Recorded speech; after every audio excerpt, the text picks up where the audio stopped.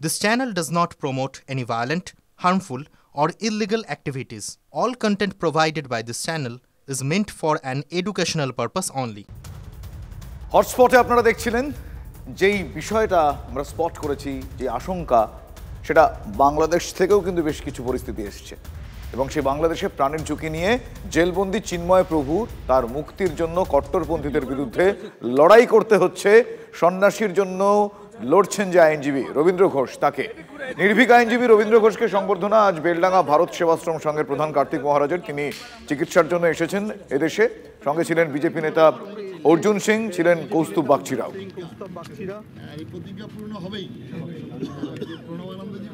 ৭১ জন lawyer যারা দাঁড়িয়েছিলেন প্রত্যেকের বাড়িতে গিয়ে হুমকি দেওয়া হয়েছে, মৃত্যু ভয় দেখানো হচ্ছে।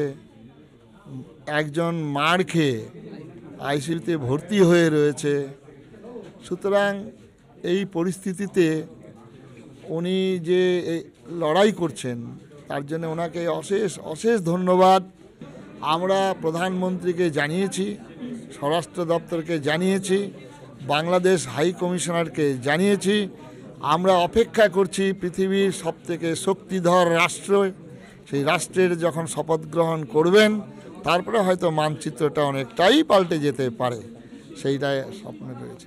আমি জানি আমরা আমাদের জীবনের সংশয় আছে, কিন্তু আমরা এমন প্রতিজ্ঞাবদ্ধ, আমরা লড়ছি যখন লড়বই, আমরা এক পাও পিছনে আসব না।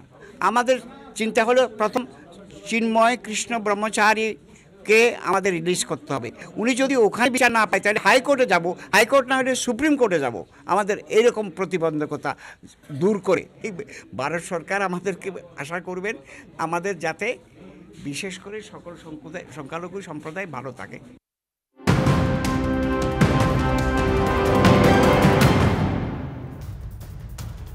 অন্যদিকে গঙ্গাসাগর মেলা, সেখানে বিশেষ নিরাপত্তার নির্দেশ দিচ্ছেন মুখ্যমন্ত্রী। পুণ্যার্থীদের যেন কোনো অসুবিধা না হয়, বাংলাদেশ আবহে গঙ্গাসাগরে কড়া নজরদারি নির্দেশ দিয়েছেন মমতা বন্দ্যোপাধ্যায়। 6 থেকে 8 জানুয়ারি তিনি থাকছেন। কিছু কিছু এলাকা সংবেদনশীল তিনি বলেছেন। কি কড়া নজরদারি তার তরফ থেকে জারি করা হয়েছে, কি কি ব্যবস্থা আমি জানবো ইন ডিটেল আমার সহকর্মী দীক্ষা ভূঁইয়ার কাছ থেকে। দীক্ষা, দেখো, গঙ্গাসাগর প্রস্তুতি নিয়ে আজকে বৈঠক করেছেন মুখ্যমন্ত্রী মমতা বন্দ্যোপাধ্যায়। সেখানে সব দপ্তরের আধিকারিক থেকে পুলিশ প্রশাসন সকলেই থাকেন এবং আজকে বাংলাদেশ নামটা মুখে না আনলেও তিনি জানিয়েছেন যে আজকে মুখ্যমন্ত্রী বলেছেন যে বেশ কিছু জায়গা সংবেদনশীল রয়েছে, সেই সমস্ত জায়গাগুলো বিশেষ করে এই সময়ে মেলার সময় যাতে কোনো রকম অপ্রীতিকর ঘটনা না ঘটে সেই ক্ষেত্রে কিন্তু নেভি থেকে কোস্টাল গার্ড থেকে শুরু করে আমাদের যে রাজ্য পুলিশ রয়েছে, তার যে আইবি এবং এসবি রয়েছে, সকলকে কড়া নজরদারি রাখতে হবে এবং সেটা কিন্তু খুব সতর্কভাবে রাখতে হবে। এবং খুব যেটা বিশেষভাবে বলেছেন যে খুব যেটাকে বলা যায় যে গোপন ভাবে এই তথ্য সংগ্রহ করতে হবে কোথাও কোনো রকম অপ্রীতিকর ঘটনা ঘটে কিনা। অর্থাৎ বাংলাদেশের জন্য যে গঙ্গাসাগর নিয়ে একটা চিন্তা রয়েছে সেটা মুখ্যমন্ত্রী আজকে সেই জায়গা থেকে তিনি কড়া ব্যবস্থা নেওয়ার কথা বলছেন। ধন্যবাদ দীক্ষা।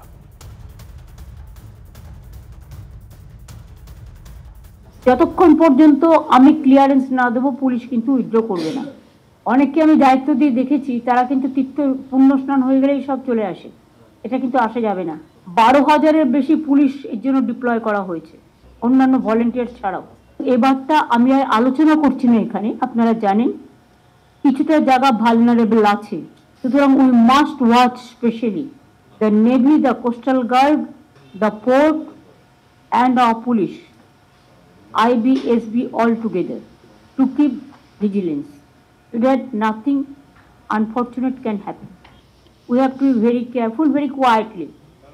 আমাদের ওয়াচ টাওয়ার বেশি করে বানাতে হবে যাতে এপার থেকে ওপার দেখা যায়, ওপার থেকে এপার দেখা যায়। ওপারে তো আপনি যেতে পারছেন না, আপনাকে যতটা আপনার বর্ডার পর্যন্ত আপনি দেখতে পারেন, এগুলো সব নজর রাখতে হবে।